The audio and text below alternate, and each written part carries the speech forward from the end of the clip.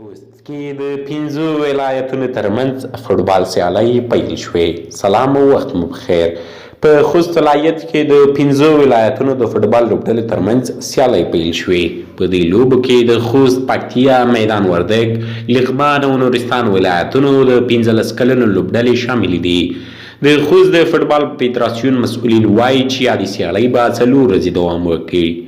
د یاد فدراسیون مشر عبدالفتاح وکمن زیاتوي له دې سیالۍ موخه د فوټبال ملي لیګ ته د دوی د غوره لوبډلو ټاکل دي. دوی وایي دوی به هڅه وکړي پرته له توپیره په دې لوبو کې پیاوړي لوبغاړي غوره کړي. بل پلوي لوبغاړي هم خوښ دي چې په اوس وخت کې دوی ته د ډول چانس په لاس ورغلی چې خپل وړتیا وښیي او موخې ته ورسیږي.